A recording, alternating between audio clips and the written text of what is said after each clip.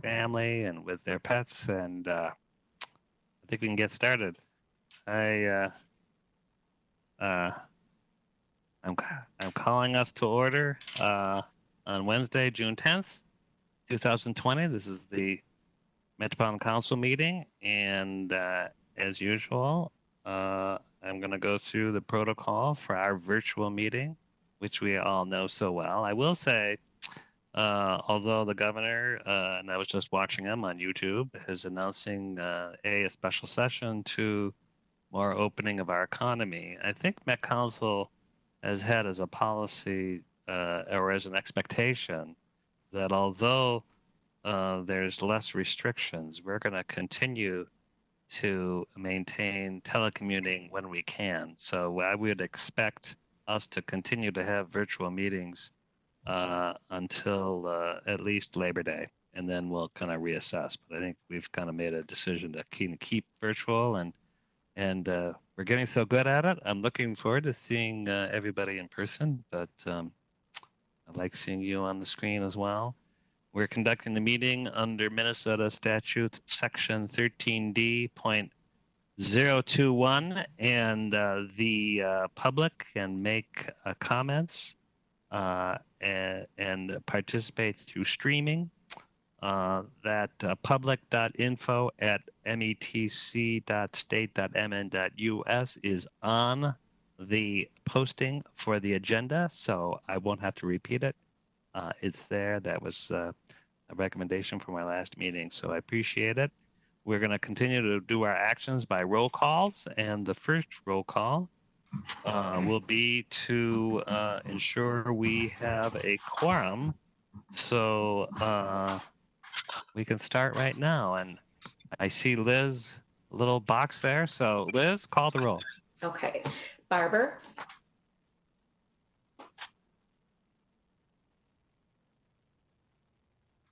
Barber.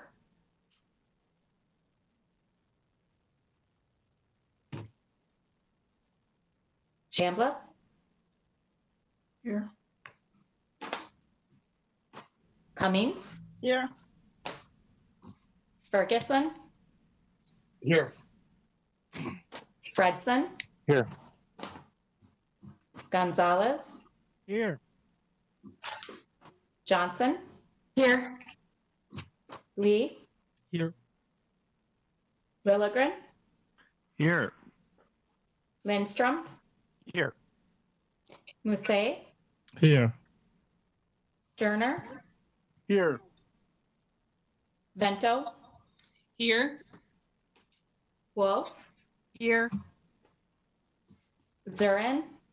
Present. Chairzelli. I'm here. Thank you. That's a quorum. Our first order of business is approval of the minutes. Is there a motion and a second? Vento moves approval of the minutes. Second by Lee. Thank you. I went out of order, but these are the minutes from May 27th. And any discussion, corrections? All right, those who think we passed the agenda, you're right. We're going to get back to that. So this is a vote on the approval of the minutes. Liz, call the roll. Barber. Aye. Chambliss. Aye. Cummings. Aye. Ferguson. Aye. Fredson. Aye. Gonzalez. Aye. Johnson. Aye. Lee. Aye. Lilligren. Aye. Lindstrom. Aye. Musset. Aye. Sterner. Aye. Vento. Aye. Wolf. Aye. Zurin. Aye. Chairzelli. Aye. And now, thank you. That motion carried. And now, if there's a motion to approve the agenda, is there a motion and a second? Chair Zelli, I motion to approve the agenda. This is Sterner. Thank you, Councilmember Sterner. Is there a second? Second by Thank you. Any discussion? Hearing none. Liz? Barber, Aye. Chambliss, Aye. Cummings, Aye. Ferguson, Aye. Fredson, Aye. Gonzalez, Aye. Johnson, Aye. Lee, Aye. Lilligren, Aye. Lindstrom, Aye. Musse, Aye. Sterner, Aye. Bento, Aye. Wolf, Aye. Zurin, Aye. Chair Zelli. Aye. That motion carried. And now the consent agenda. It's before us on the agenda. Is there a motion and a second to approve the consent agenda?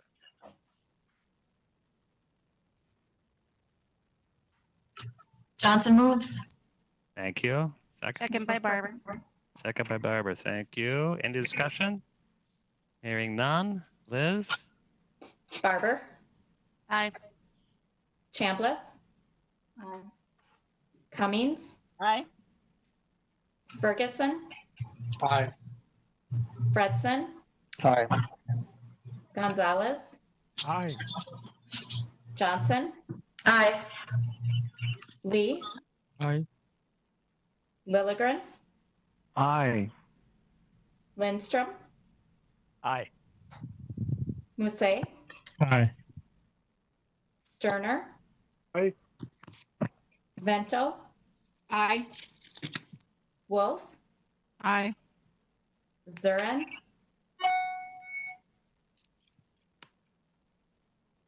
Zurin,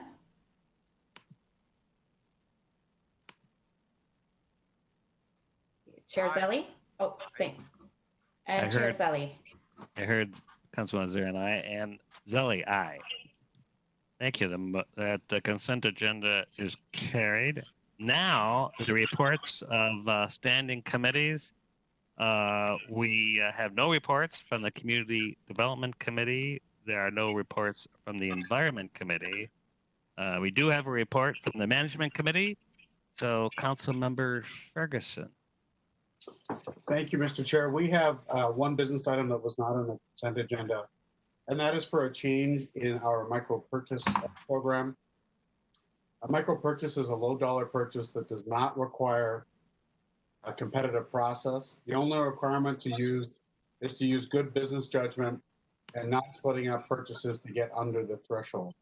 The statutory authority for the council procurements are governed by the Uniform Municipal Contracting Law and Minnesota Statutes Section 471.345, which allows setting the purchase level up to $25,000. The council's current micro purchase level is $5,000 and $10,000 for purchases made with MCUB vendors. This change would increase the level to $10,000 for all funding types and $25,000 for locally funded projects with an MCUB vendor. The federal micro purchase level is also at $10,000.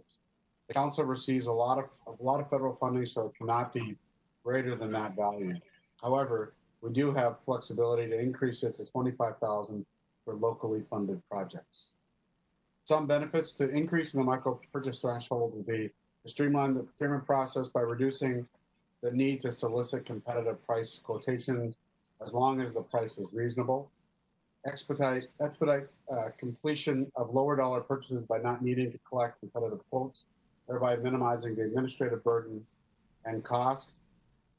From a staffing perspective in the procurement department, they can redeploy the team to focus on higher dollar procurements and increase the quality and level of service provided to their internal customers and vendors. For MCUBs, this change will further promote and enhance opportunities for for contracting with the council. The increase supports the Thrive equity outcome for the Metropolitan Council, and the MCUP's annual goal commitment is in alignment with the council-wide strategy on reducing disparities.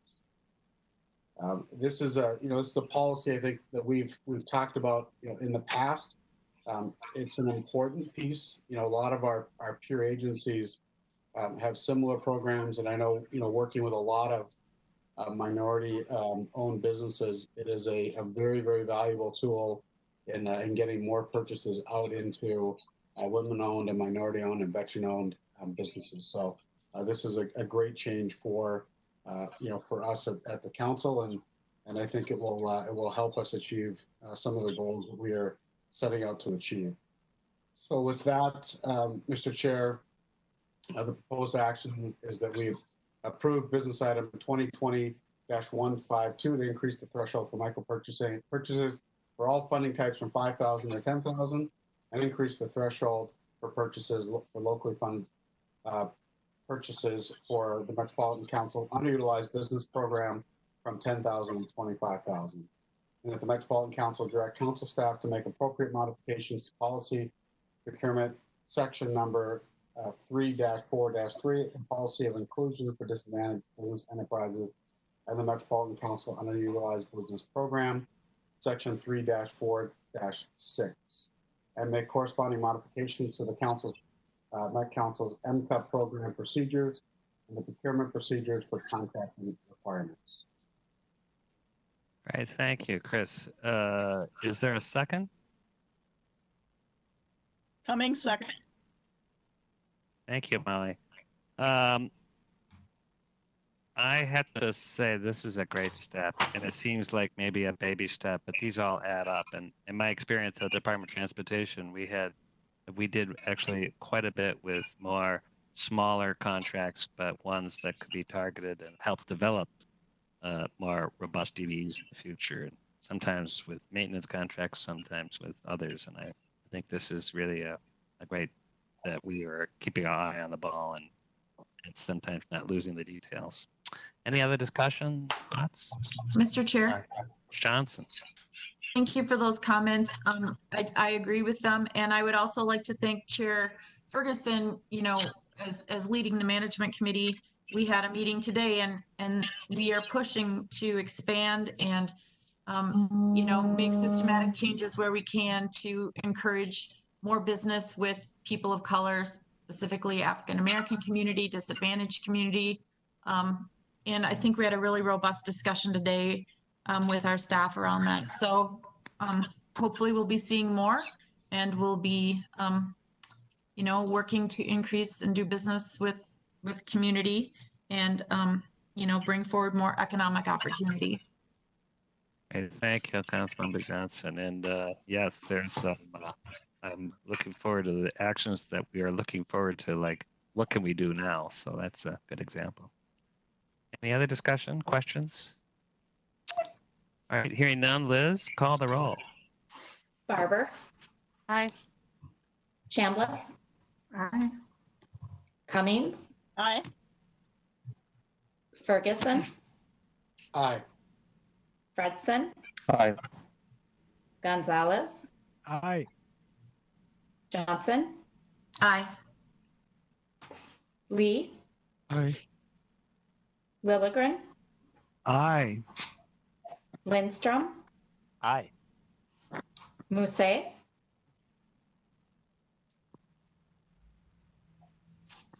Musset, Can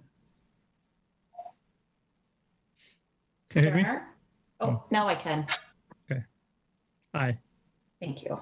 Sterner,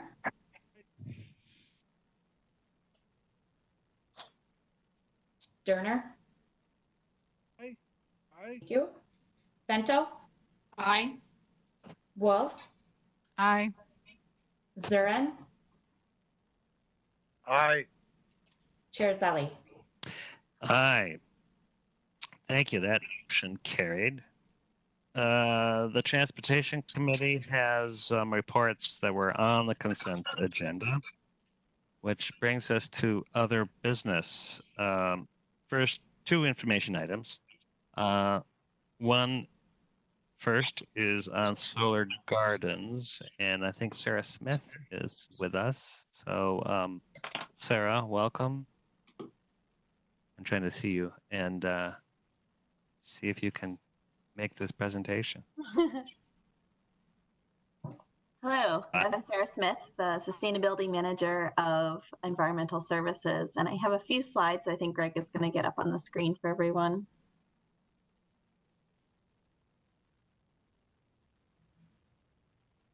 Great, thank you. Again, my name is Sarah Smith, and I am the Sustainability Manager within Environmental Services. I'm here today just to talk a little bit about where we're at with our participation within the Community Solar Garden Program. My focus will be on environmental services, but I do have some facts about transit as well, because both divisions have been participating in this program. Oh, slide, please. So when we first started thinking about solar and renewable energy and how we wanted to participate within as an operating division in environmental services, we really wanted to make sure that we are continuing to live by the commitments that we make to our customers and to the region. And these three commitments are really commitments and visionary statements that we at the council worked to achieve, amongst others, really stood out in the way of renewable energy, solar, specifically in the participation around the community solar gardens. So leading by example in sustainability, our participation in a program like the Community Solar Garden Program, which was a program offered by Xcel Energy, our participating really advanced renewable energy within the region. It promoted the program as a whole and started making it available to others by having a higher demand for this program. We want to, of course, continue to provide a good value for the region and for our customers. That means when we looked at opportunities to participate in the Community Solar Garden, we were looking for things where we could save money over the long term when it came to our energy spending. We were not looking for opportunities that would have us paying a premium for these renewable energy opportunities. And lastly, we saw this as another opportunity to collaborate with our customers in the region. We are a large institution and we took on a large organization, and we learned a lot in understanding the program and how to make it work and what would be a good value and how to really look at the value of the different programs as well as a number of contracts. That work, those lessons that we learned, we were able to share with a number of other communities, local governments, so that they too could participate in this program and make it easier for them to participate. Slide, please. So we participate in several different community solar gardens. So a community solar garden is basically 1 megawatt, so about 3,000 acres of land of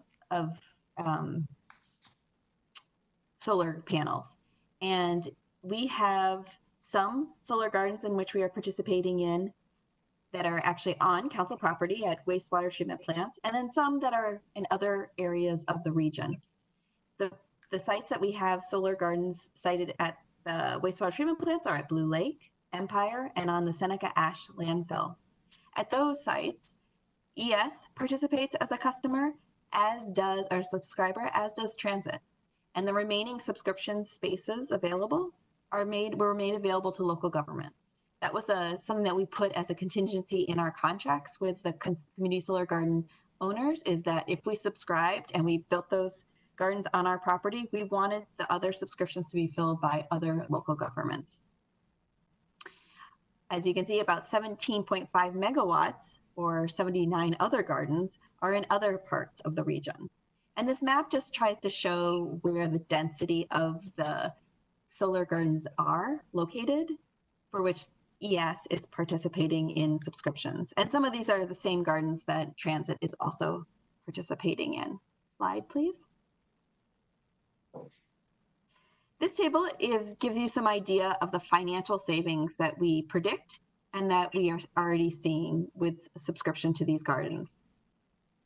So when we looked at the original contract for each garden that we potentially were going to subscribe to in environmental services, we did a net present value estimate. So we were looking at what is the estimated value over the life of this contract in today's dollars. And what we found is that we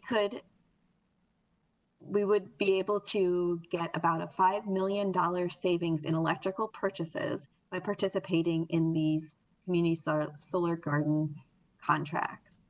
You can see that already the net column there on the far right shows how much of a savings we are already realizing within environmental services from participating in these programs.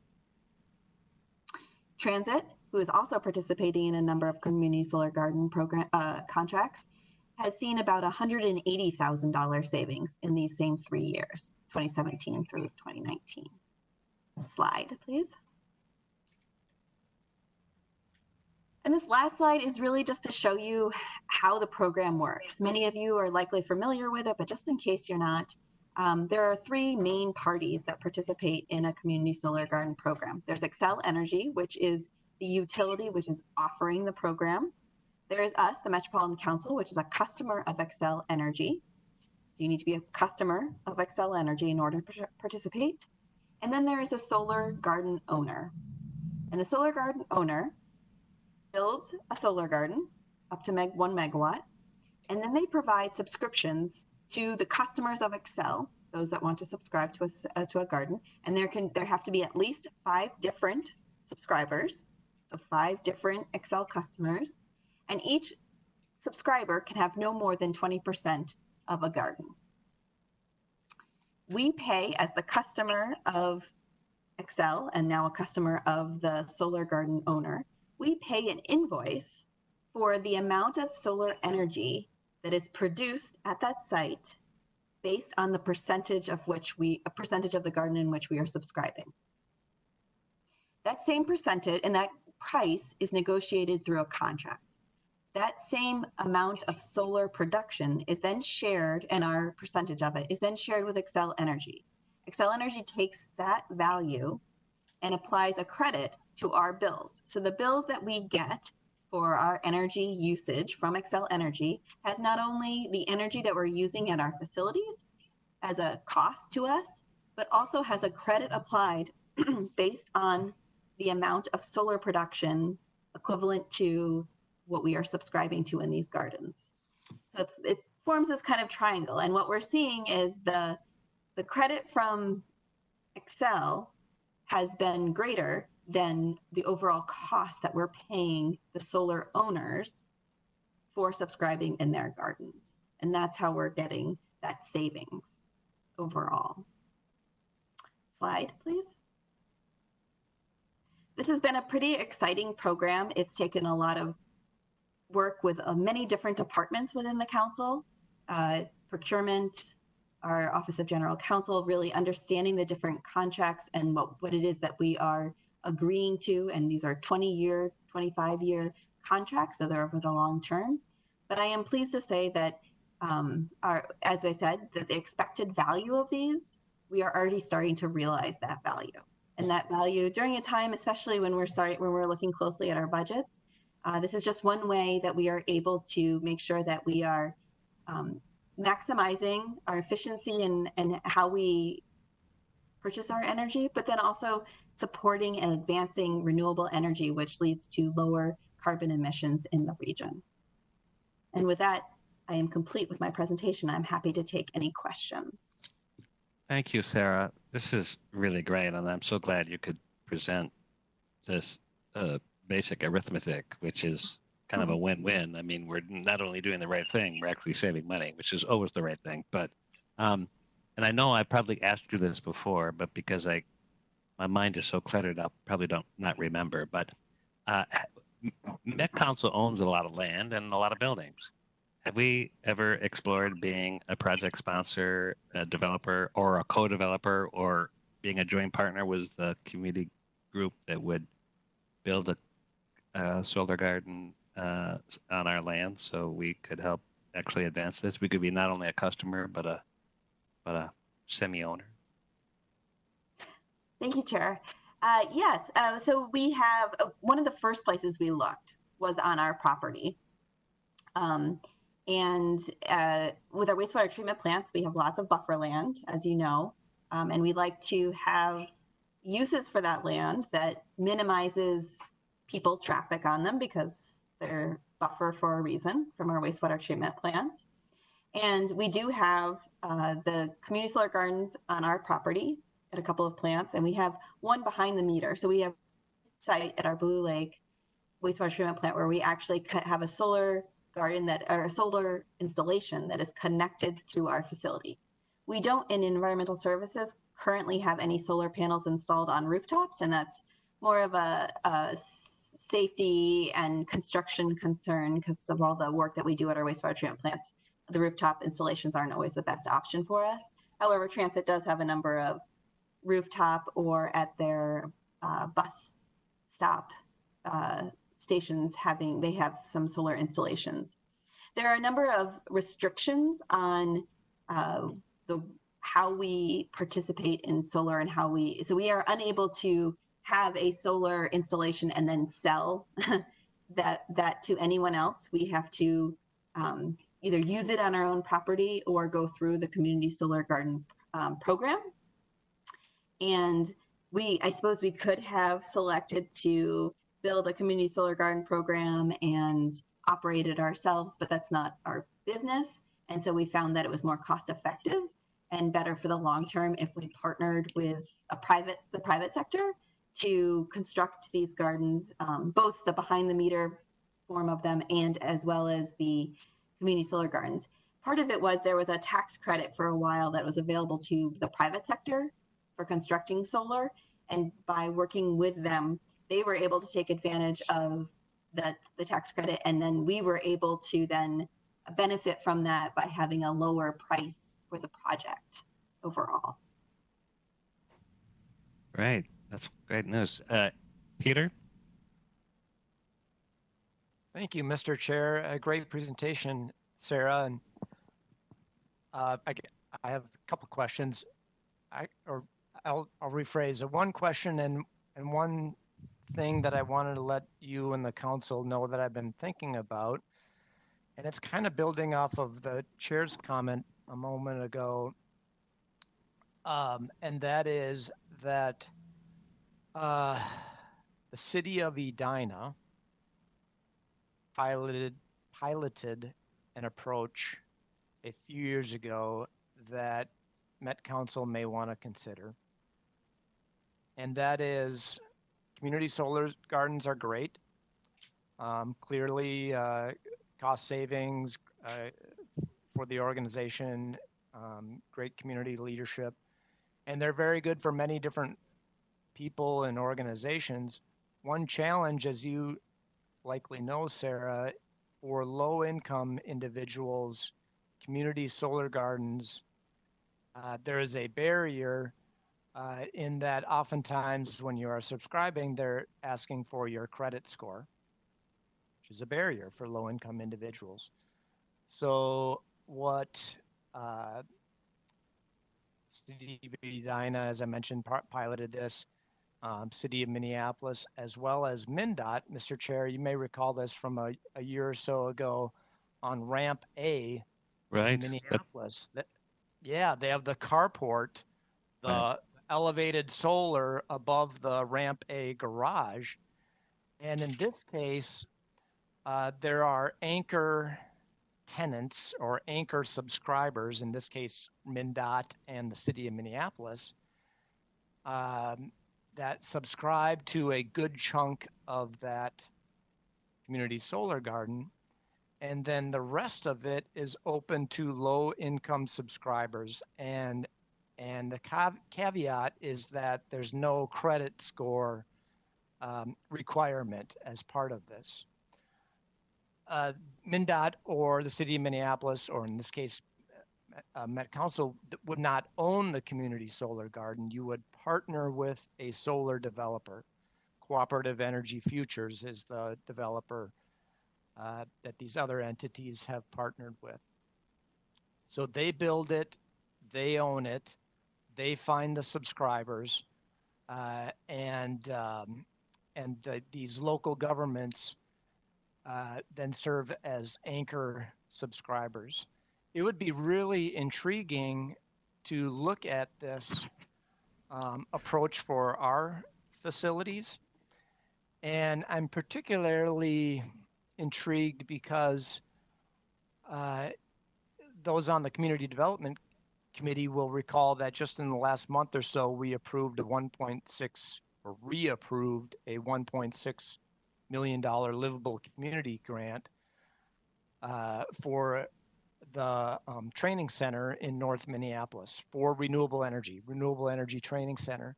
And wouldn't it be intriguing, council members, if we could do a combination, a win-win-win, where we did the right thing for sustainability, the right thing for economic development in our region, and the right thing for equity by creating a community solar garden on our facility, by utilizing this training center in North Minneapolis that we're putting in $1.6 million of livable community funds. And so that's what I'm thinking. I would be curious. I would love to explore this further, Sarah, with you or whoever the right person is, and further have further conversations about it with the council. Thank you, Councilmember Lindstrom, and I love that creativity, and I'm, as you probably aware, very familiar with Ramp A, and I think that took a lot of head scratching and a willingness of an agency to actually not take any parking spaces. It actually provides shade for cars on the roof and snow collection. It's kind of interesting project. It is a win-win, and the fact that it has an equity component for North Minneapolis is really extraordinary. And part of the reason that it works there is that parking ramp is built over an interstate and built to bridge standards. So it actually it doesn't have a 30-year life. It has like a 80-year life. So it's kind of interesting that you can actually have a very long lease on solar panels and make those numbers work where it really provides that benefit. So it's kind of but I love the idea of kind of using special cases. Councilmember Ferguson.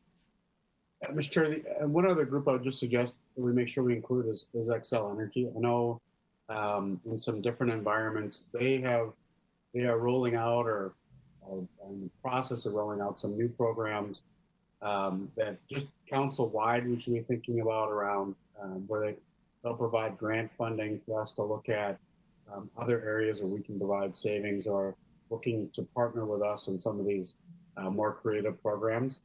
And so I would just really encourage us to, to reach out to them and see what they have and or what they might be willing to create to parallel with some of the ideas that our team has, because they've been creative in the past, and I think they're looking for ways to do more in our community. So. And the field's always evolving every year, right? Yeah, it's like John Marshall and who many of us on the St. Paul side know well, but that whole team I think would be very, very interested and engaged with us and thinking creatively around it. Lisa, do you have a comment? Thank you, Mr. Chair. Council members, I just wanted to follow up that there is a lot of work. Sarah and our staff and community development work a lot together on these. And as some of you are aware, we did receive a grant to hire a solar advisor for a lot of our work, and we were able to keep that staff person on to continue a lot of our solar activities. And the intersections between low-income housing, kind of the core of some of the work that community development does, along with our sustainability work, is stuff that we have been engaged in for a while, but we are kind of in the middle of building some of those programs, exploring. And as Chair Zilli said, it takes a lot of head scratching, and it's something we're really interested in doing. We've been scratching our heads for a while on it, working a while on it, but we'd be happy to come back either to this group or to our community development committee to talk more about just where we're at and what we've been exploring and what programs we've been working on, where we're with that intersection around low-income families in this region and sustainability, and how we make those items, or what we've been exploring and trying to make those items work together. Right, thank you, Lisa. Councilman Zarin. Thank you, Chair Zilli. Ms. Smith, I had a question around this. Of course, solar is a big game changer. It's a market disruptor. It really puts energy on its head because it's non-dispatchable power, and in that you can't push a button and get power. You got to take it when the sun is shining. You got to take it when it's available. And the real problem with that is that storage hasn't made it there. Are we working on anything towards storage? Because storage would be an even bigger a game changer for energy. Thank you. Thank you, Councilmember. In the way of storage, at least in environmental services, we have not done any in-depth study. We have watched over time the market and what research is out there. So I would say it's something that we've kept our eyes on, but that we haven't ourselves initiated any work around.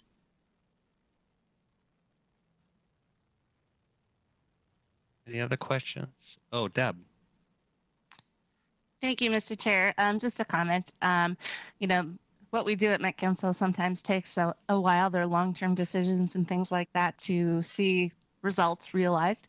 And this was actually one of the things I voted on in my first meetings in 2015 was the Blue Lake Solar Garden. And it's a fantastic use of the lands. It's between Valley Fair and the wastewater treatment plant. So it's not land that would be used for any other kind of development. And this was a really creative way to take some land and put it to good use. So it's very, very nice to see some of those things coming to fruition. So good work. Thank you. It's nice to see the Dayton administration is alive and well as we have these. Thank you, Councilmember Barber.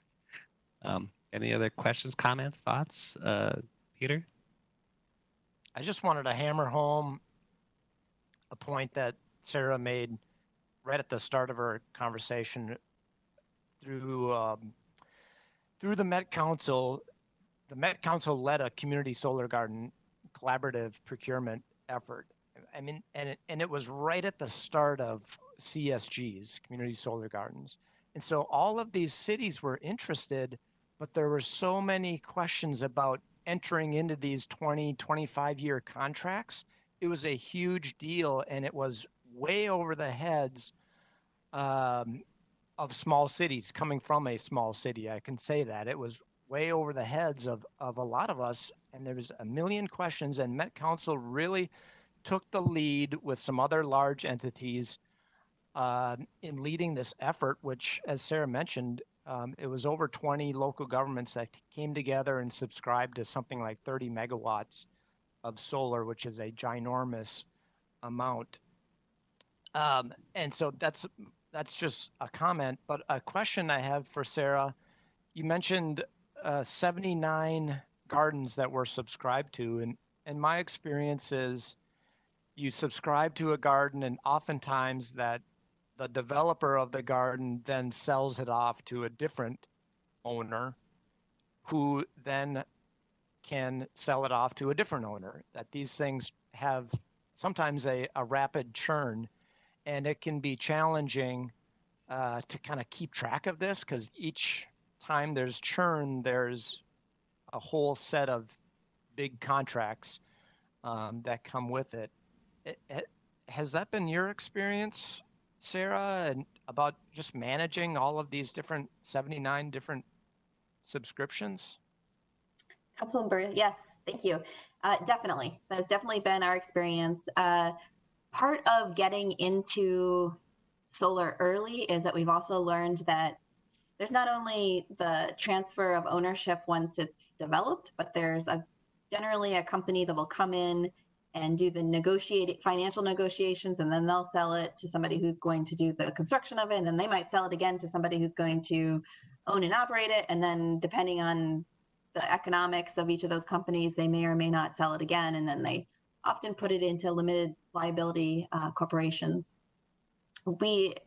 Since we've subscribed to so many different gardens and we have individual contracts for each garden, we've learned quite a bit about the nature of the transferring of documents and what we need to retain legally in the way of record so that we're able to continue to pay and know that that we're protected for any liabilities or anything like that. And so we've learned quite a bit about the contracting around solar, and that's something that we've been able to share with others. But also we know what questions now to ask of our solar provider so that we aren't missing any documentation again. So we protect ourselves and that we make sure that we are making the appropriate payments to the appropriate entities. Thank you.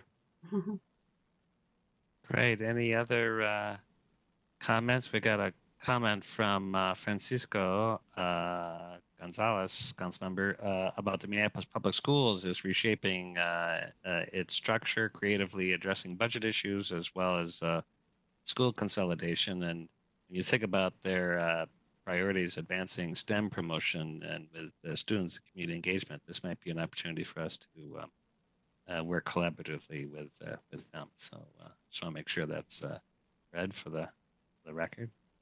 Great thought. Any other comments? Well, Sarah, you could tell we all kind of think this is pretty cool and really interesting work. And thank you so much. We know that beyond head scratching, there's a lot of hard work to kind of pull these and maintain them. So we're always interested in any update you've got, and as you think creatively, we're very supportive. Great. Thank you very much for your time today. It was nice to be able to give this presentation. Thanks so much. We have another informational item, and that's from our own Deputy Regional Administrator and Budget Director.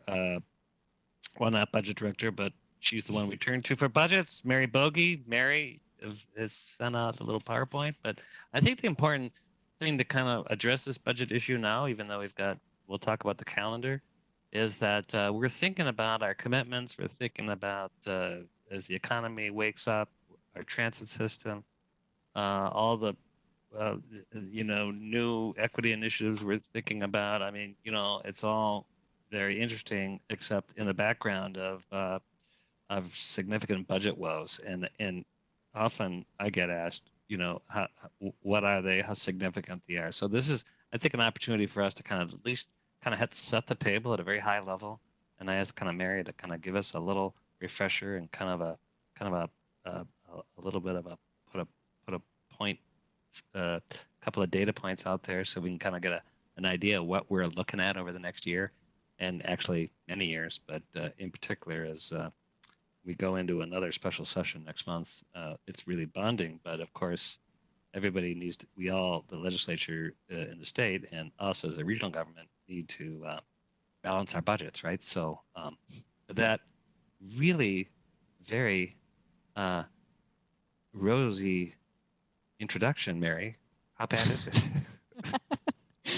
Oh, thank you, Mr. Chair and council members. And normally at this time of the year, I'd be bringing forward kind of a big picture budget to talk about the budget in general as we go through the phases. Not quite ready to do that today, but thought it would be worthwhile for us to talk about some of the pressures that we'll be facing in building a budget. And so, Greg, if you want to advance the slide, please, we'll just start by just taking a look at our budget development schedule. And yes, our statutory deadlines are still out there, and we still need to meet those statutory deadlines. And so staff right now are working through budget development, and environmental services is always a little bit ahead of the rest of us because of setting their wastewater rates. So you may in Environment Committee have heard some budget presentations already, and in our other committees, you'll start hearing them now here in late June, July. But we do have a statutory deadline coming in August. Actually, it is September 1st, and so we'll ask you on August 26th to adopt our preliminary budget and our maximum council levy. After that date, we can raise or we can change the budget, but we cannot raise our levy. We can lower the levy, but we cannot raise the levy.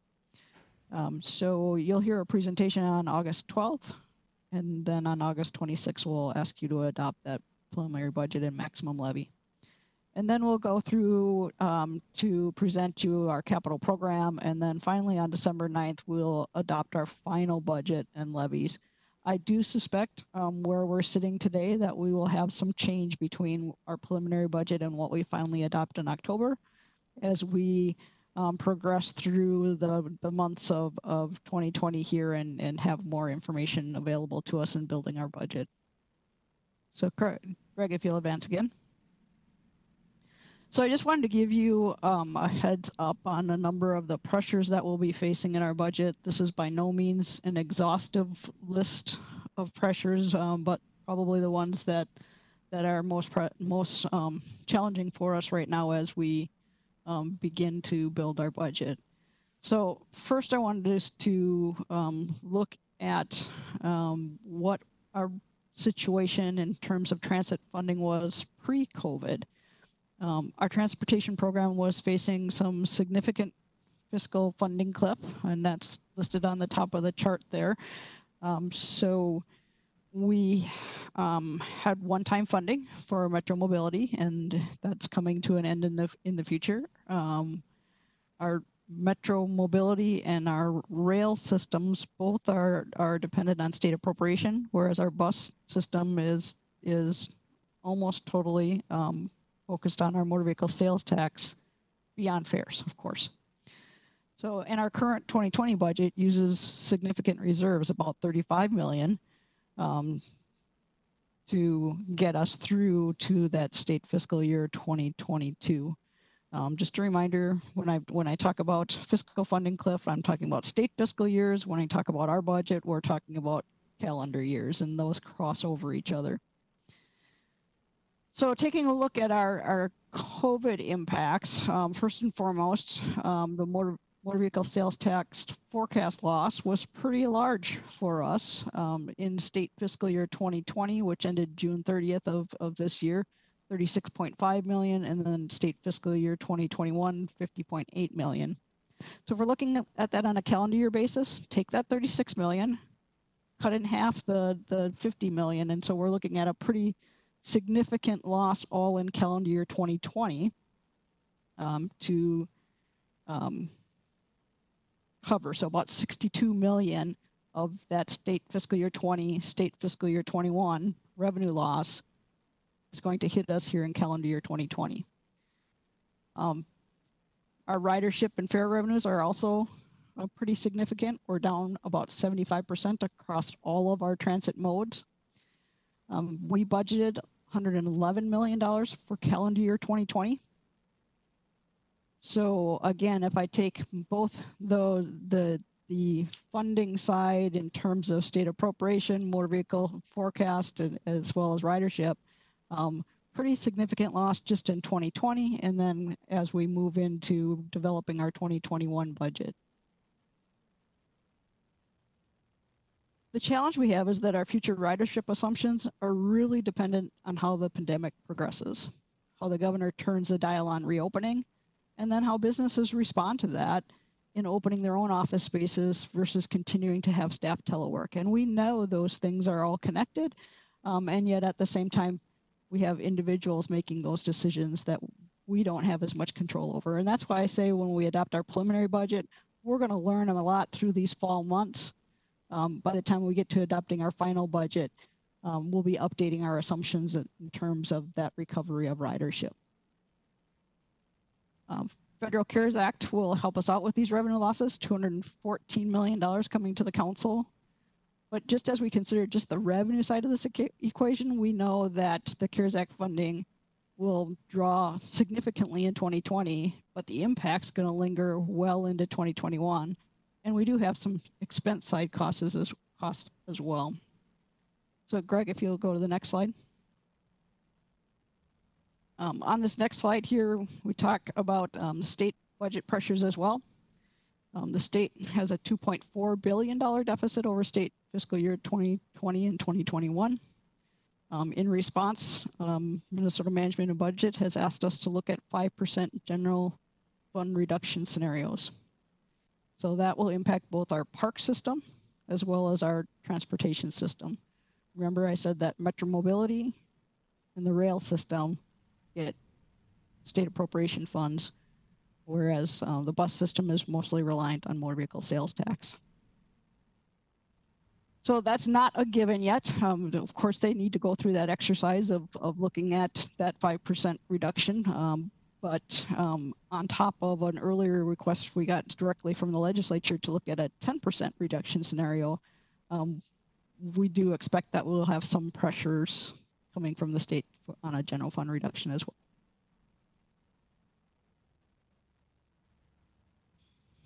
Not related to transit, but COVID impacts that we're having in other areas and across the council. Our HRA is experiencing an increased number of income change requests. Again, there's some Federal CARES Act funding that will be a short-term help for that, but we know as well that impacts on jobs are going to last longer than just through this calendar year or maybe even through next calendar year. And so we've got a number of short-term fixes in place, but we know that these are longer-term impacts. Council-wide, we've had a number of increased expenses as it relates to cleaning and cleaning supplies, whether it be our wastewater facilities, our garages, our office spaces, our vehicles. We've had increased expenses for information technology as we put people off to telework. We have testing. We're testing asymptomatic in our transportation operations. And then just the cost of personal protection equipment, both in the cleaning environment as well as in the face-to-face interactions. And then finally, as we talk about budget pressures in our 2020 budget, we've got a couple of emergency declarations that we brought forward in the last week. Related to our transit service, we needed to do some risk management there and protect our vehicles and bring our service down. We've also had some damage related to the civil unrest that we need to do some work on. So those emergency declarations allowed us to do that work as well as our evacuation of the homeless encampment. We do have some potential insurance recovery on those, both for revenue loss and as well as the damage that we experienced. So there may be some recovery there as well, but I just wanted to make you aware that we did do an emergency declaration to be able to handle those costs.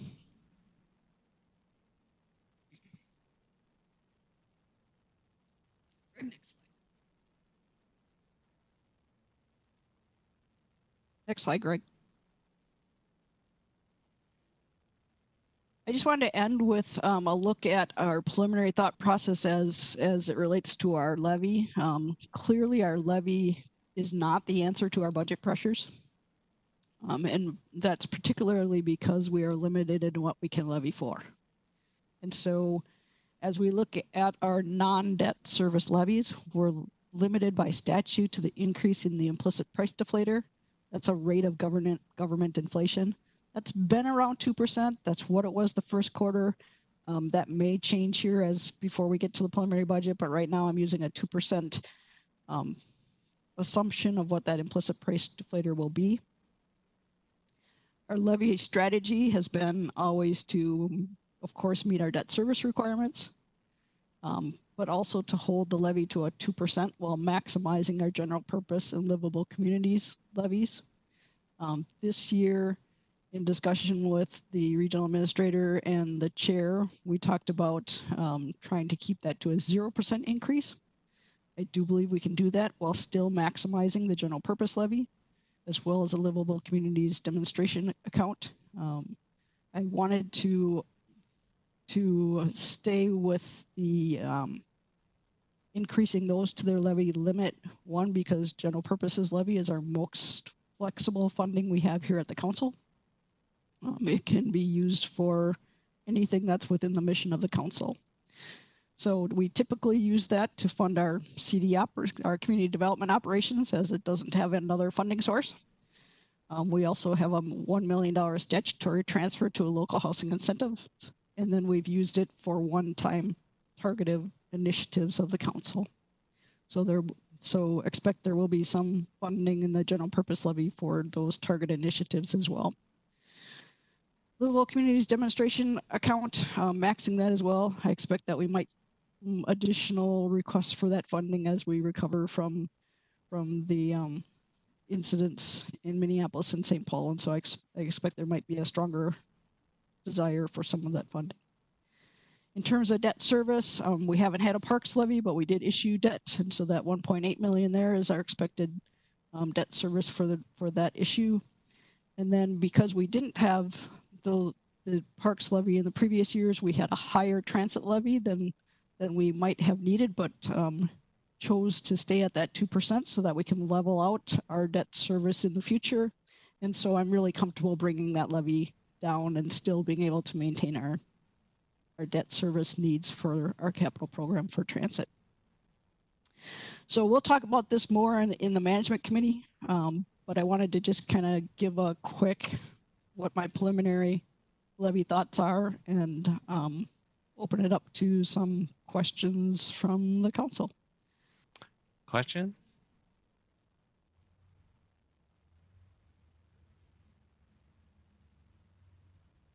Mr. Chair, just a quick question. Sure. Thank you. You know, Mary, as we build our budget, there are other agencies, of course, that, you know, get funding from us too. And there was a meeting, sorry, I have dogs, and the Schwann's man came. Oh my God, it's a big day here at the household. But anyway, you know, should other agencies that would normally be requesting funds of us give their full requests to us, or should they plan that we might not be able to fund at prior levels? That was one question I got today. So Chair and Councilmember Johnson, so we have different kinds of funding that we pass along to our local government partners. So for the parks, for instance, we pass along some general fund dollars to them, as well as some of the lottery proceeds to them, which already we've received notification that sales tax receipts are lower on those and they should expect less. So from parks in particular, I expect both from their general fund as well as the receipts that they can expect to receive less from us. They don't actually make a request for those. They're statutorily, they pass through to them. For our livable communities grants, because we're still maximizing that levy, I think that they should continue to make those requests. Suburban transit providers, we pass through motor vehicle sales tax dollars to them. Of course, they're going to take that same hit from the forecast that we're taking from the forecast. Are there other dollars specifically that you're talking about in terms of grant requests? Our capital program, I think, is still strong. Relies on a property tax, and that's why we're trying to keep that at a 0 for this year. But those requests can still come in. No, thank you, Mr. Chair, and thank you, Mary. I think just generally, it was the 494 Corridor Commission this morning that was just wondering about budgets and when to ask, for the funding that they received and how they'd be impacted. And it's a small request to the entire budget, but I just wondered if others were feeling the same way. Right, Mr. Chair and council members, if they have current grants and it's just the cash flow on those grants, absolutely, of course, they should request to draw down those as they spend.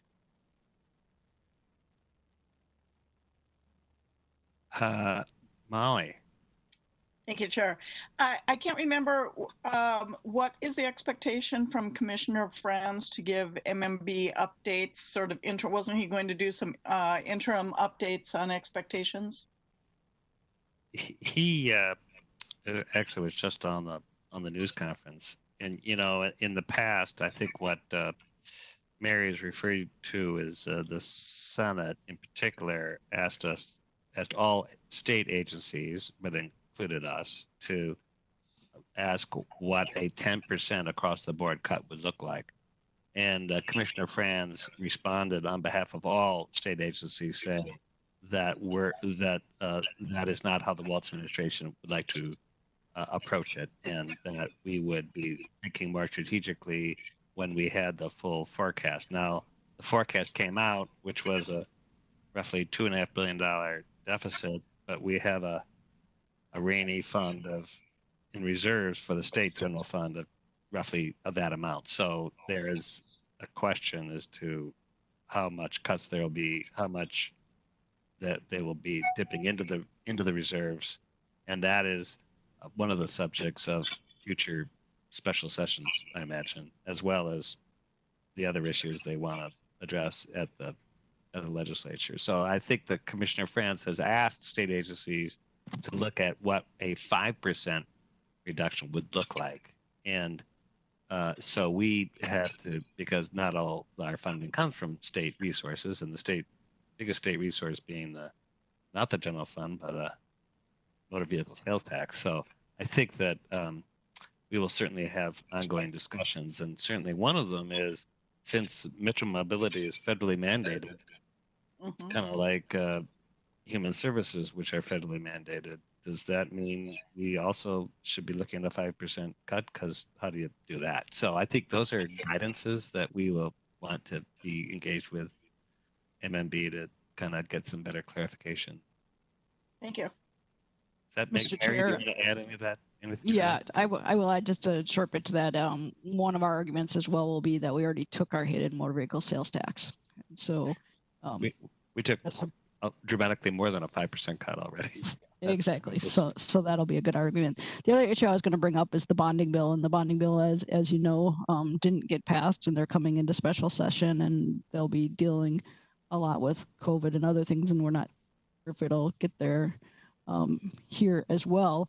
But the B and D lines are in that funding package that was in the governor's recommendation, and we will be set to argue that those two should be funded and that they're critical to the recovery of those areas as they serve those areas. So I think it's important for us to continue to fight for that kind of equity as well, to provide that enhanced level of service to areas of recovery.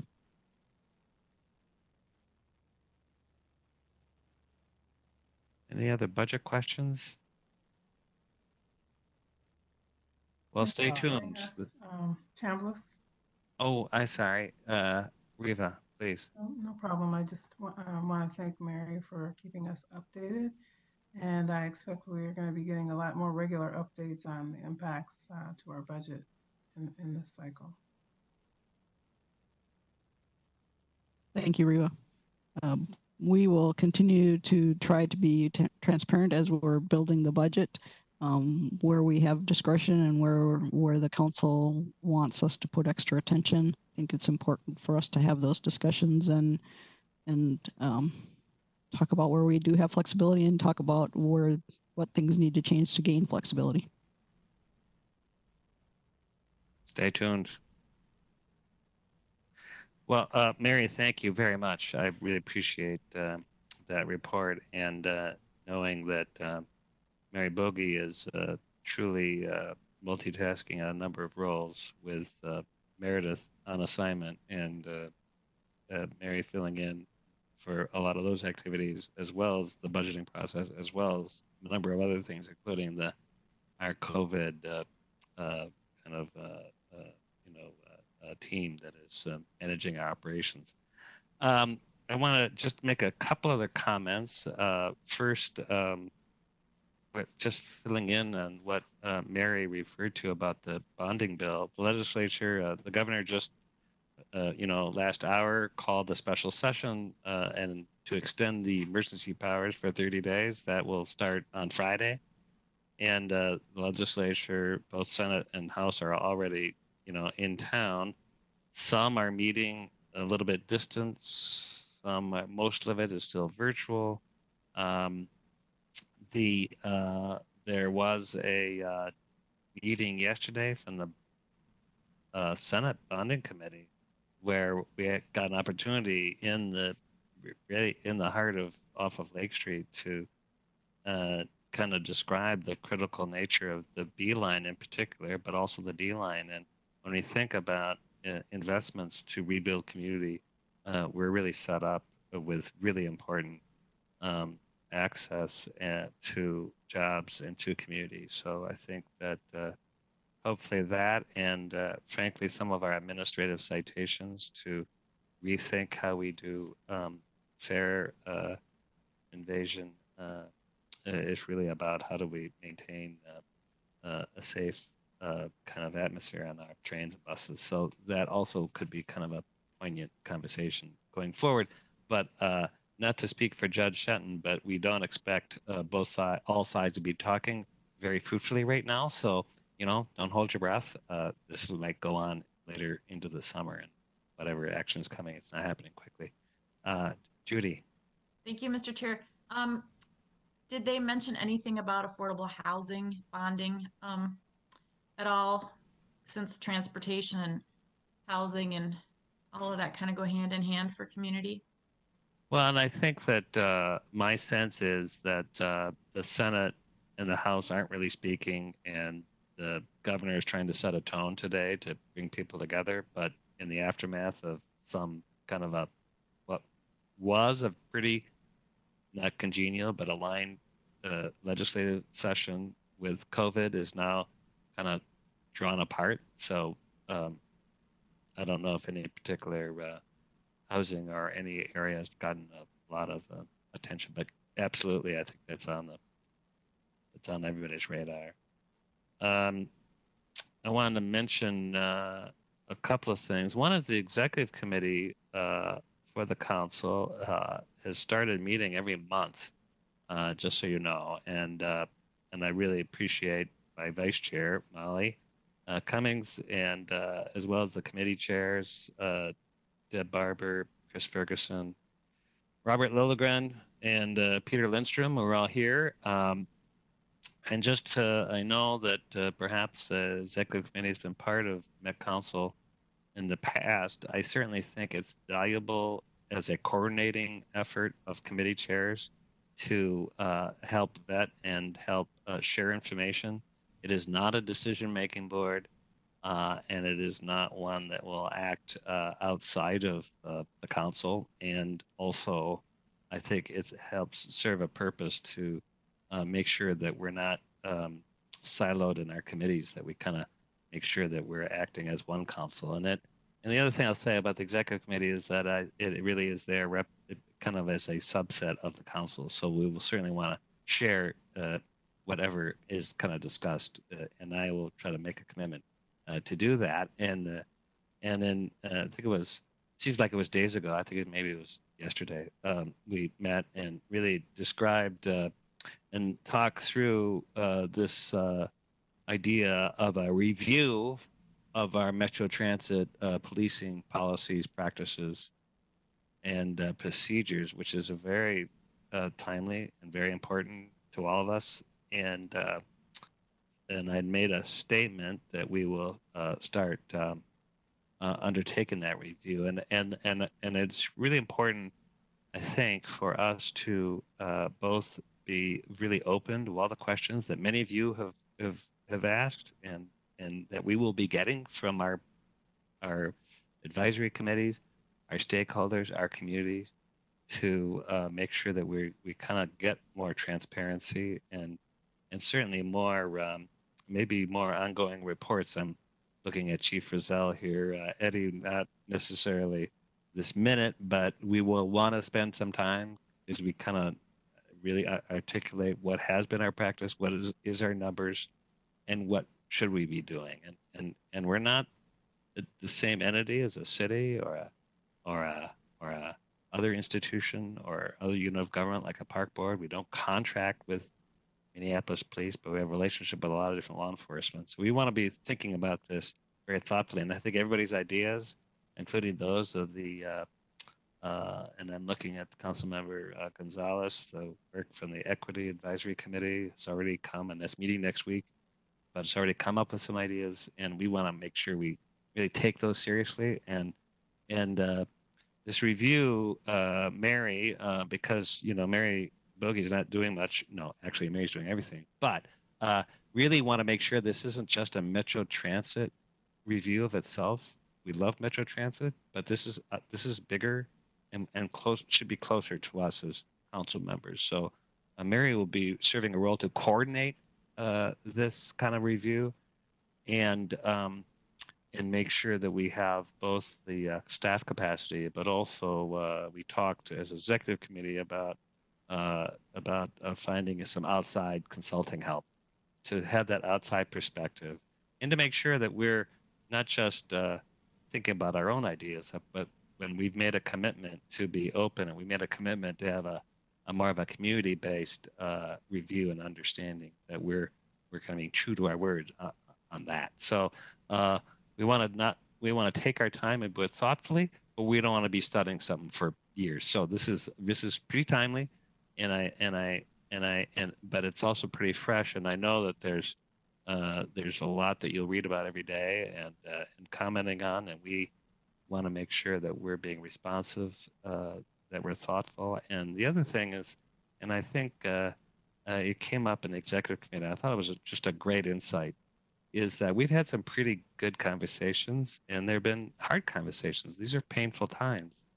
And we as a council, we will, as I mentioned, we all come at the world from our own experience, from our own place, our own point of view, our own biases, and that's okay. But we're probably entering a period when we're gonna want to be okay with expressing that, and we're gonna have to be okay with disagreeing with each other, and we have to be okay with kind of working on listening and expressing respectfully, but knowing that this is not going to be a council of just nodding heads. We're going to be kind of rolling up our sleeves and thinking and doing the hard work, in the next weeks and months. So I really appreciate that everybody is that I've experienced with everyone has kind of had that great expression and interest. And so I kind of say that as more of that this is more of our opportunity to really be the regional council members and fiduciaries that we were appointed to do. So, and I think that this review of our policing policies and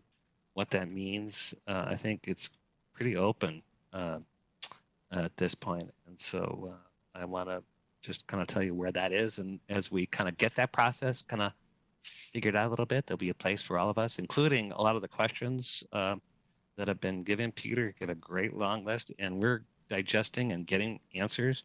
I think there'll be an opportunity for more of a consolidated Q&A, just so we can understand where that is and get presentations as to what that is. But again, I think it should be in a context where we all have a voice. I want to be respectful too of staff, not we don't want to kind of going back and forth. We want to kind of make sure that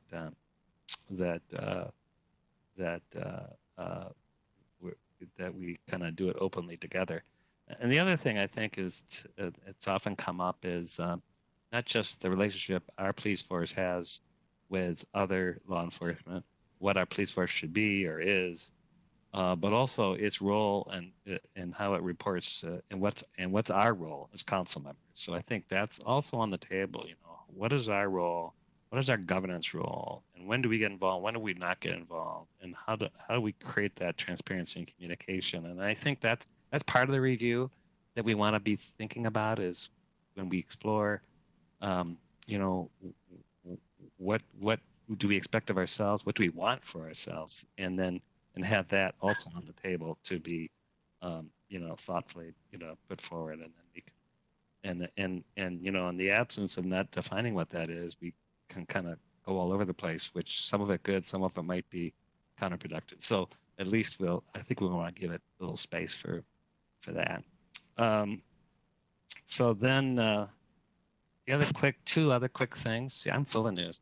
Other quick things I want to just kind of follow up on is our conversations with the Center for Economic Inclusion. Tawana Black is really engaged now with her staff, with our community development staff, and the center is now a full partner along with Greater MSP and ourselves in developing this regional economic framework. So they are kind of biting right into that now. And we have discussed with Tawana doing more work with us to be helpful in thinking about our future economic inclusion plans, our equity work, and they're a great resource in our community. And as we develop a closer relationship with them, we got to look beyond just how we've always done it to look toward some of these great expertise. And so that's kind of in process, and I wanted to make sure you knew that we're not sitting on our hands on that aspect. And I think there's been a number of people engaged in this, and I talked specifically with Chris Ferguson, who's agreed to be more engaged in some of this work, particularly as we think about how do we define actual, real, and actionable goals. And so how do we measure that? So we talk a lot about goal setting. So what are they, and how do we not be looking at each other 5 years from now and saying, well, you know what, we had such great plans, but nothing happened. So let's talk about what are we going to do that actually moves some dials. And that's what I think I've heard over the past few weeks from all of you, and I hear even in talking to the community.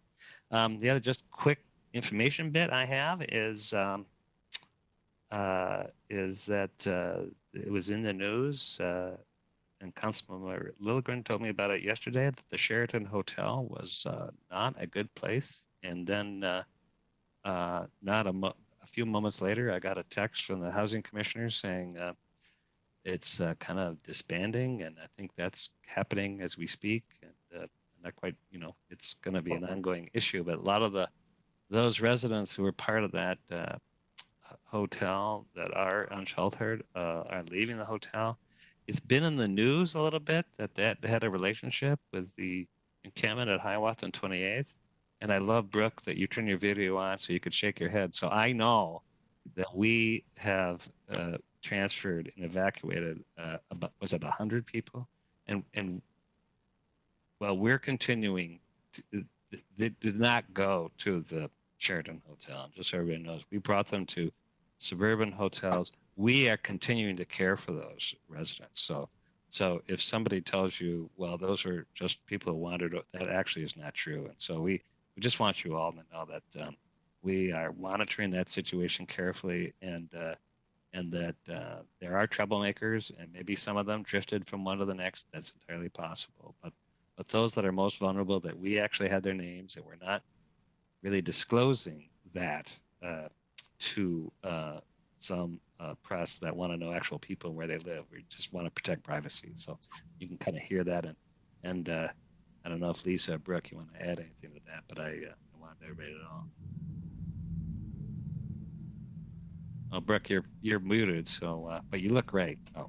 There you go. Sorry. Good afternoon, Chair and council members. I just wanted to add that we are very aware of the situation, and that none of the unsheltered individuals that we evacuated were at the Sheraton, and that we're continuing to follow and provide services, harm reduction, and all of those things. And again, I just want to know that we let everyone know that we helped evacuate 110 people.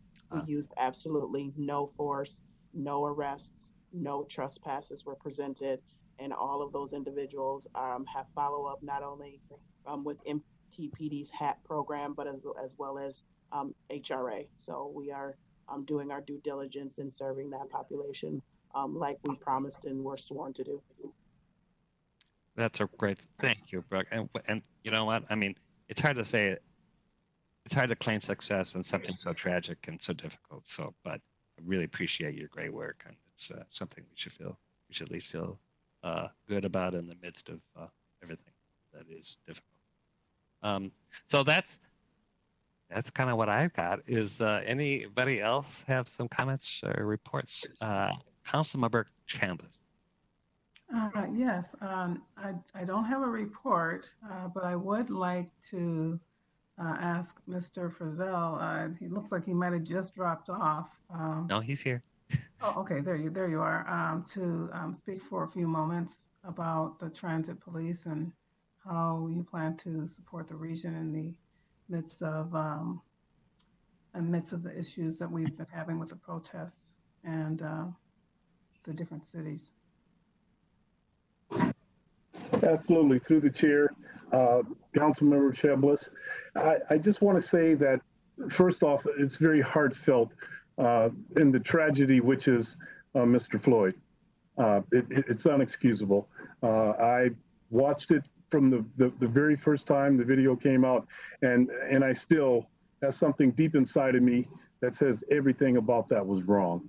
I've worked my entire career to make sure that we have an equal way of dispensing justice and providing for the justice for everybody across the board, specifically people of color. Obviously, I can't expect well, I can't escape the one credential that I have over 50 years of experience at, and that's being Black. And I put that right out there up front because I'm proud of my heritage and where I got to today. Just very briefly, my experiences go back to as early as 1968, where as a young child in a small segregated town in Iowa, my relatives took me out to what I had no concept of what was going on, but they said there was an assassination of a king.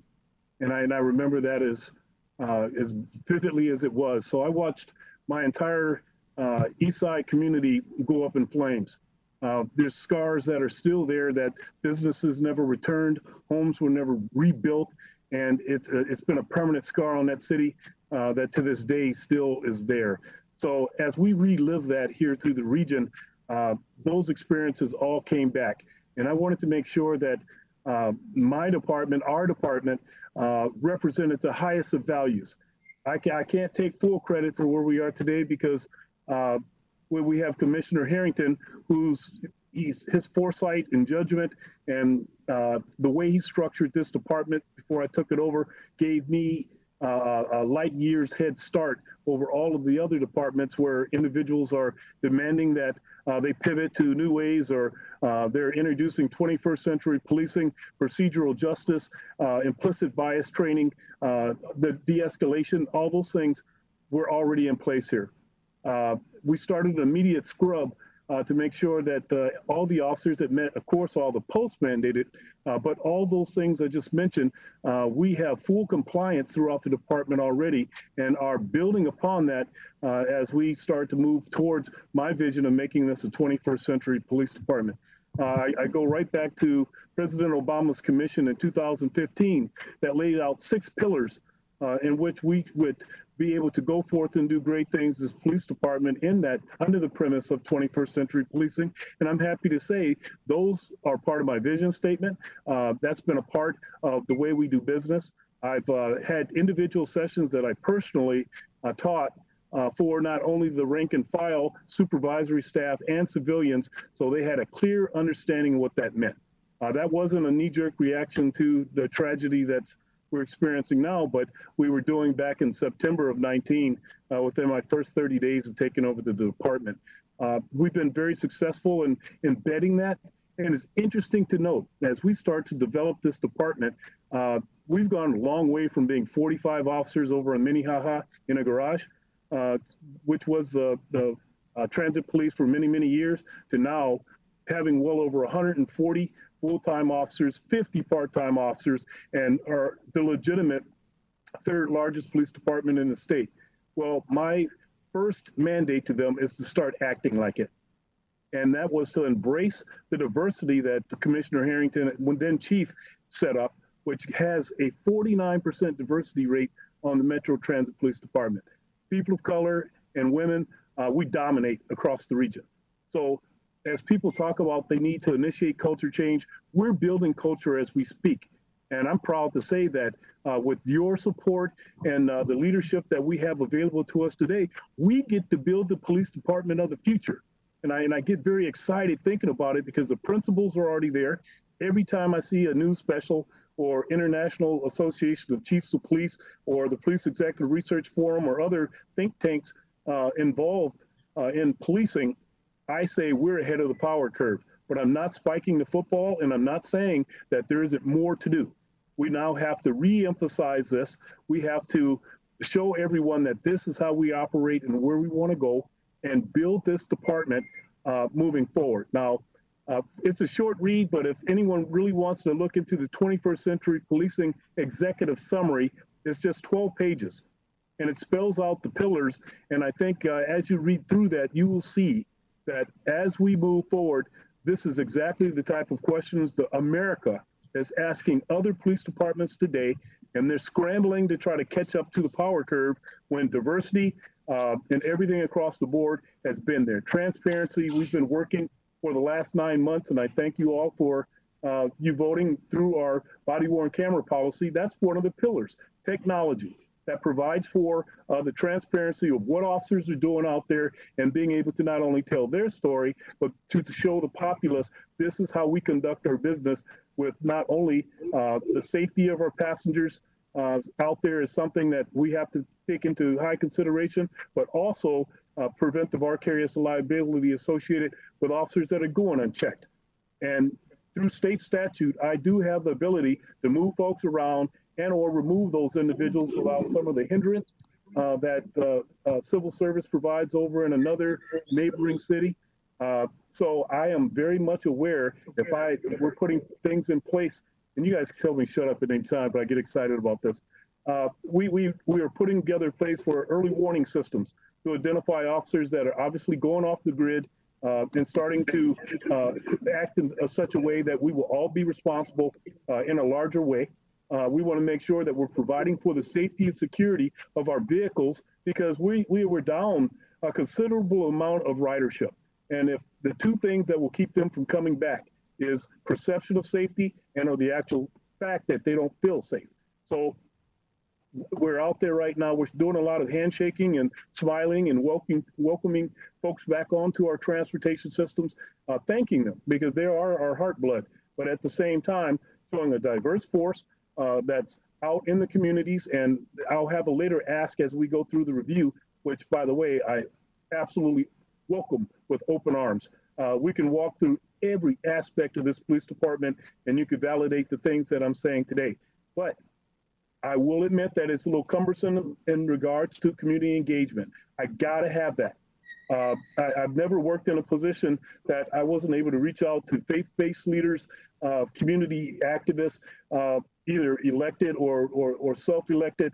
I need to have business owners. I need to have all those folks that when a worst case scenario occurs, that they could stand with the Met Council and their police department saying that they've been open, they've been transparent, and we're here for you. Yes, ma'am. Thank you. I appreciate that support and the fact that you came in hitting the ground running. We got the body cameras in right away. One of the things that I requested right away was reviewing our use of force policy. And I'm glad to see that that's moving forward. And I think we should support you in your initiatives. I'm very appreciative of your comments. It brings us confidence to have you as a leader, and also that you are putting forth your ask, and that is for community engagement. I just got a call from Congressman Dean Phillips this morning talking about the Congressional Black Caucus bill that's being put forth on policing reform. And he asked what he could do, and my answer to him was community engagement. That's highly important, and making sure that it includes your traditional leaders, your emerging leaders, multi-generational, and community members in that conversation during that engagement and follow-up. Thank you. Really appreciate those comments. And also, I want to reassert or re-ask if you have specific questions that we should add to the work of the question and answer work about our Metro Transit Police. Feel free to email me or the chief or Leslie, who's compiling those, just to make sure that we all have whatever it is that is on your minds. Any other, Betty, you would like a comment, question? Chris? I would just be curious as to, Chief, your thoughts, sort of what's missing from being able to do the level of community engagement. I've been heavily involved with Chief Xcel and the St. Paul Police Department and see what they do. And, as they've explained, it's almost a generational journey to get that level of community engagement and significant investments. What are you missing from us as a council to enable you to have that level of engagement that you referred to, direct engagement with faith-based leaders, business leaders, community leaders? What do you need from us to be able to execute on that kind of a point? Well, thank you very much, Councilman, for that question. I'll be very frank when I say that I have a whole nother level of, i.e. division between me and you, you being the council. I really do appreciate the leadership as I had it, and I've always been supported. But sometimes, for those of you that have been mayors and the such, police chiefs are usually sitting in your office giving you real-time updates in such a fashion that your relationships and connections become very valuable along with the ones that I have. And then with that consolidation of things, we move at more what I commonly refer to as business speed. Right now, just before it even gets to you, I'm through 3 committees. You know, there's other little side folks that also want to have an initial review. And then eventually it gets there. And the body-worn cameras, you know, you guys voted on that, what, 6-7 months ago? And it's still hung up in some phase that I lose sleep every single night knowing my guys don't have body-worn cameras to capture that worst-case scenario. So that's just an example where if we could come up with a cleaner, linear command structure, perhaps, that would give me the ability to speak directly to each and every one of you, including the chair, in a more timely basis. We got to be moving at the speed of business, and in months, that's not going to be conducive to what we need to do time now. I'm sure we're all very happy to hear that. Thank you, Chief. And I'm glad Wes is out of town. No, he's probably here somewhere. He's not opposed to that. Councilmember Johnson. Thank you, Mr. Chair. Thank you, Chief. 2 things. I've been mentioning the same, I guess, concern or idea on how we, as a council, relate more directly to our chief. I brought that up during the selection process. I brought it up after he was, you know, did we swear you in? I think we swore you in. And for me, this is maybe the 3rd or 4th time that I've even been able to interact with the chief, you know, and it's a big part of our public service budget. It's a big part of our duty to our communities.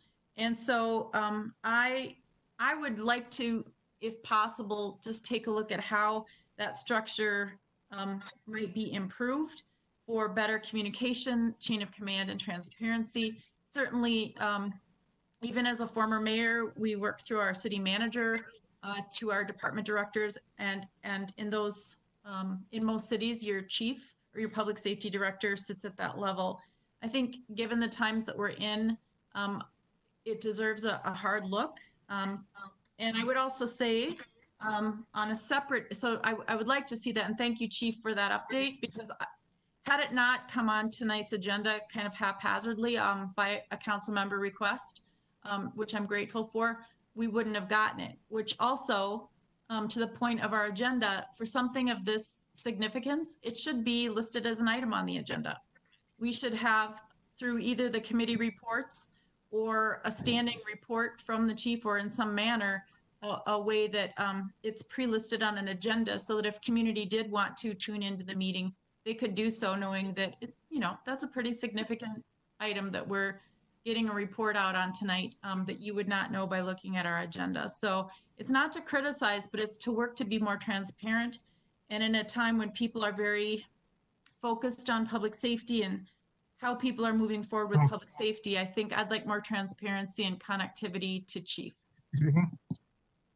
And I appreciate that. And just so it's not lost in the narrative, the GM has been a fantastic supporter, along with the entire Metro Transit as well as the Transportation Committee. So don't, you know, take my remarks as saying that they have not been. It's just like I said, we need to move at the speed of business. Don't worry, Chief. I think you made a very wonderful comment, and we appreciate it. And that's a great comment to Judy, that we need almost on the agenda and specific, you know, and not once a year. I mean, you know, this is, I think we've been kind of realizing how that is just the conversation that we really need on a regular basis to know what's going on. Any other comments, questions about any subject, you know? This is because Musa, you know, I'm privileged of working with the chief when he was in the city of Minneapolis. He's a great guy. We really, you know, so lucky to have him, and look forward to working with him.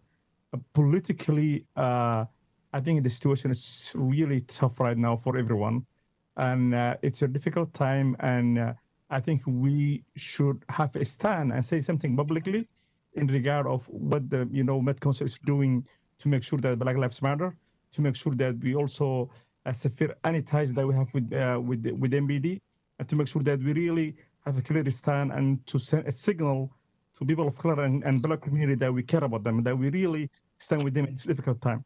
It's not a time. It's not a really time to be politically in the middle. We have to take a stand, and I really encourage us to politically uncomfortable, especially for our political leaders, not the chief, us as a Met Council, leadership and members, to really send a signal and to see what are the small short-term goals steps that we can take to send that message to the community, and the community know that we're not, we're not hiding, we're not really, we're leading, and we are with them. Okay, thank you. Molly, you had a comment. But on an entirely different topic. So I'll wait until till this conversation is over, and then give a brief report. Okay. Any other comments, thoughts on this topic? Knowing that we're not closing this topic, we're kind of opening this topic, and as Abdi said, we've made a number of statements. I think sooner than later we need to ensure that the community members who are really asking and are really demanding, we stand with them. So I think that's a point that we need to consider how we do that. Molly, another subject. Okay, another subject. This has been a great meeting, and thank you, Chief Frizzell and Brooke and everybody else. I mean, it's on all of our minds, of course, and it weighs heavily. I wanted to give a brief report actually on a different topic entirely, but of course everything is interwoven. But anyway, I just wanted to mention that last week there was a meeting, ULI Minnesota held their 11th annual Housing Forum webinar, and it was sponsored by Prosperity's Front Door, and of course Councilmember Johnson is the director of Prosperity's Front Door, so thank you for that. And the focus of that forum was primarily on the missing middle, housing in the, say, $200,000 to $300,000 range, affordable to middle income wage earners, and the lack of housing in this sector that becomes really a bottleneck that affects other sections of the housing market. It was very interesting.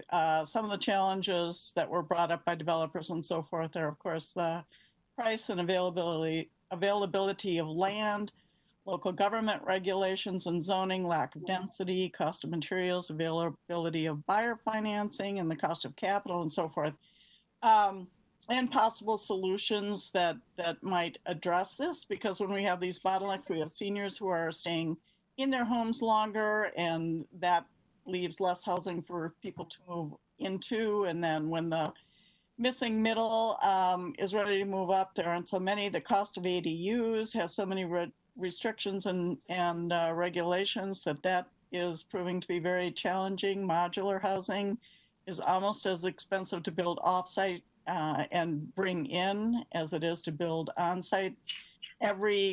Many municipalities, of course, have their own regulations and so forth that are challenging. If we can find ways to maybe find a little bit more opportunities to work together, more cooperative on regulations and so forth.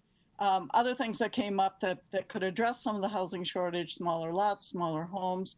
And another one that we've had a little bit of discussion, I think, within the council, but is using public land for housing. And I think, this may be our moment to look at that as well. And I know it's very complex because I know that there are many entities that make up the pie, but we do have a lot of land, and that might be something that we really have an opportunity to look at making available for housing and so forth. So it was informative. It was useful, I think, as we look at Met Council housing policies and how the pieces fit together for all levels of housing.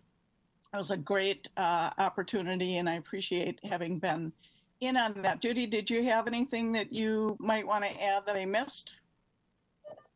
No, council member. I think you did a great recap you know, in essence, and we all know this, but we never recovered fully from the 2008 Great Recession. And there have been plenty of articles that show that there's huge pent up demand in the housing market, and with rates still low, you know, the pressure's on. So to really continue to build, the Governor's Task Force on Housing, the 2018 report did say that by 2030, we need to build 300,000 more units.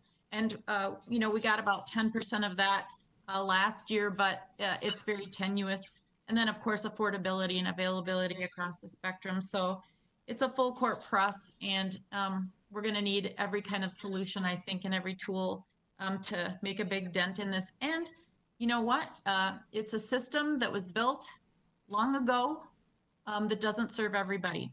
So in this moment, now is the time to build a new system that works for everybody. And we have a role to play in that too at Met Council, and set an example. So thanks, Molly, for being a housing champion and for participating in being our liaison to ULI, Regional Council of Mayors as well. It's an important group. I just want to say thank you. And to everybody, you know, certainly in housing, community development, HRA at Met Council. I think we are leading the way, but there's a lot more work to do. Thank you, former Mayor Molly, and Judy. Prosperity's front doors really says it all. So it's great that we have you right here in this forum. Any other comments, questions? If not, Mary, any regional administrator thoughts, reports? No reports, Mr. Chair. All right, our general counsel, Ann, I know you're here. No report, Mr. Chair. Thank you. All right. Well, on a scale of 1 to 10, have we got our governance practices pretty well aligned? I mean, would you say?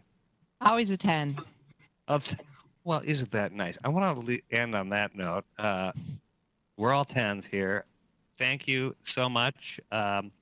If there is no other business, I will adjourn the meeting and wish you to have a great afternoon. And I'm looking forward to more of our conversations on all these matters. Thanks so much. Talk to you soon. Bye-bye. Thanks.